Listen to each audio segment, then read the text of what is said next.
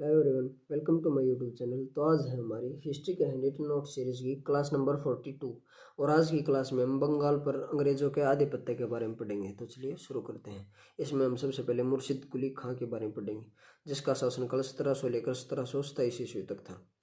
औरंगजेब ने 1700 ईस्वी में मुर्शिद कुली खां को बंगाल का दीवान बनाया था और औरंगजेब की मृत्यु के बाद मुर्शिद कुली खां के नेतृत्व में बंगाल पूर्ण स्वतंत्र हो गया। उसके बाद है इसने अपनी राजधानी ढाका से मुर्शिदाबाद स्थानांतरित की। इसने इजारेदारी प्रथा प्रारंभ की और इसने कृषकों को तकावी ऋण भी प्रदान किया, यानी कि खेती के लिए अग्रिम कर्ज। उसके बाद है इसका उत्तराधिकारी इसका दामाद सुजाउद्दीन हुआ।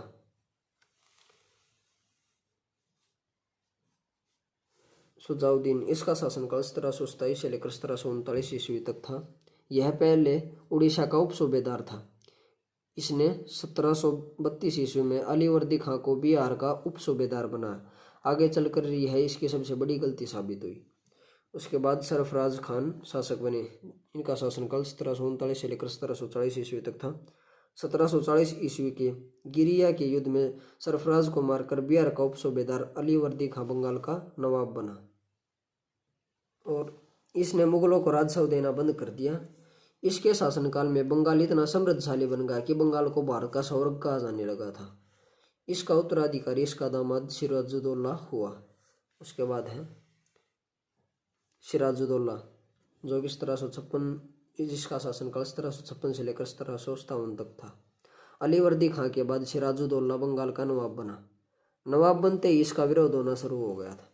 इसके प्रतिद्वंदी थे शौकत जंग, घसीटी बेगम, मीर जाफर। इसने घसीटी बेगम को बंदी बना लिया।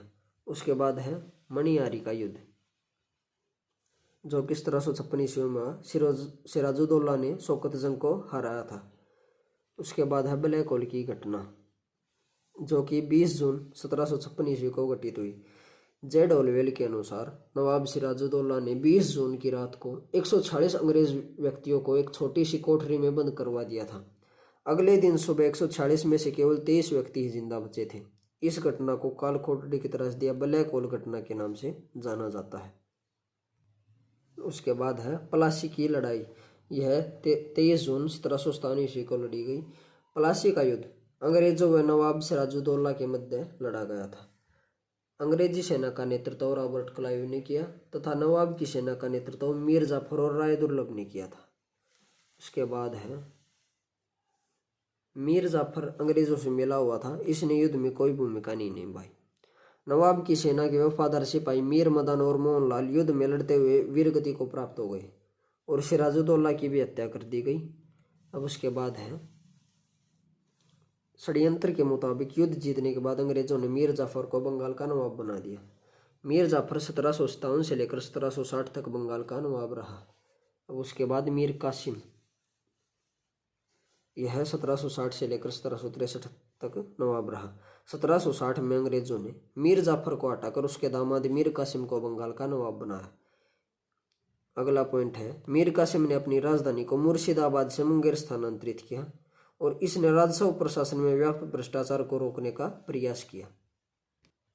अगला पॉइंट है मीर कासिम ने सैनिकों की संख्या में वृद्धि कर यूरोपीय ढंग से प्रशिक्षित किया और मीर कासिम ने आंतरिक व्यापार पर सभी प्रकार के शुल्कों की वसूली बंद करवा दी थी। जुलाई 1763 ईस्वी में कंपनी ने मीर कासिम को अपदस्थ करके मीर जाफर को पुनः नवाब बना दिया। उसके बाद है बक्सर का युद्ध। यह युद्ध 1764 ईस्वी में लड़ा गया। यह युद्ध अंग्रेजों व मीर कासिम, अवध के नवाब सिराजुद्दौला और मुगल सम्राट शाह आलम द्वितीय के बीच था। अंग्रेजी सेना का नेतृत्व हेक्टर मुनरो ने किया था। इस युद्ध में अंग्रेजों की जीत हुई। परिणाम स्वरूप बंगाल, बिहार और उड़ीसा पर कंपनी का पूर्ण प्रभुत्व स्थापित हो गया। उसके बाद अगला पॉइंट है 5 फरवरी 1765 ईस्वी में मीर जाफर की मृत्यु के बाद कंपनी ने उसके पुत्र नजमुद्दौला को अपने संरक्षण में नवाब बनाया था। और इसी के साथ ये टॉपिक खत्म होता है। अगर आपको वीडियो अच्छी लगी तो वीडियो को लाइक एंड शेयर करें, तो चैनल को सब्सक्राइब करें। Thank you.